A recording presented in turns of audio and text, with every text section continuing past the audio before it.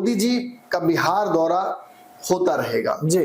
खास तौर पे पिछली बार अगर पिछले चुनाव के पैटर्न को आप देखिएगा तो 15 से अब तक मैंने एनालाइज किया है, बिहार में एनडीए के लिए सबसे खतरनाक जो किला रहा है वो रहा है मगध और शाहाबाद का। जी।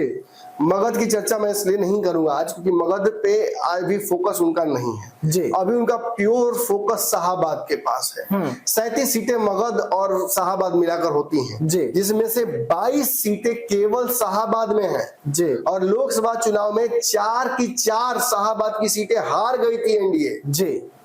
और ये कोई बहुत अच्छा उसके पीछे प्रदर्शन नहीं रहा है। 15 से अब तक बुरा से बुरा, बदतर से बद से बदतर होता गया है जी। और उसके बावजूद यदि कोई 225 का आंकड़ा कहेगा बिहार में तो मैं तो यही कहूंगा कि बहुत हास्यास्पद है। सरकार बनाने पर आफत है, आपके पैरों के नीचे जमीन नहीं है और कमाल ये है कि आपको यकीन नहीं है।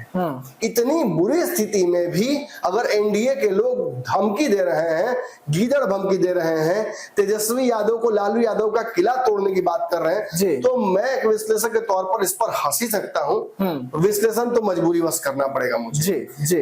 तो सिर्फ आखिर हाँ करना पड़ेगा, लेकिन मुझे नहीं लगता कि इसमें भाजपा को कहीं से सफलता प्राप्त हो रही है। ये 225 का आंकड़ा बिल्कुल हास्यास्पद है जी।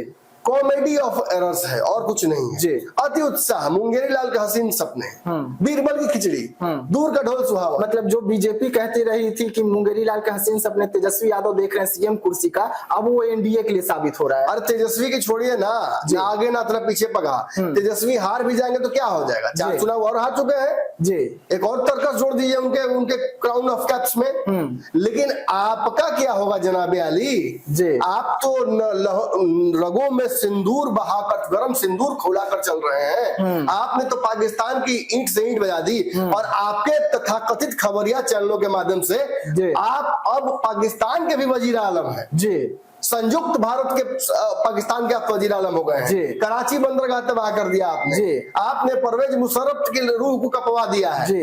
आपने वो सब कुछ कर दिया जो कोई भी भारत का, आजाद भारत का कोई प्रधानमंत्री नहीं कर पाया। लेकिन विडंबना यह है कि इसके बावजूद आपको झूठ बोलना पड़ता है। इसके बावजूद प्रधानमंत्री नरेंद्र मोदी को बिहार आकर बिहार के लोगों से धन्यवाद बुलवाना पड़ता है। अच्छा, अजीब विडंबना है जी। बिहार के लोग धन्यवाद क्यों बोले मोदी जी को भाई? कोई कमी रह गई क्या खातिरदारी में मोदी जी के? 14 में आए जी 32 सीटें जी, फिर 19 में आए 39 सीटें। बुरा वक्त में जिसमें कंगाली में आटा गीला हो गया इनका, अपने खूबसूरत प्रदेश माने उत्तर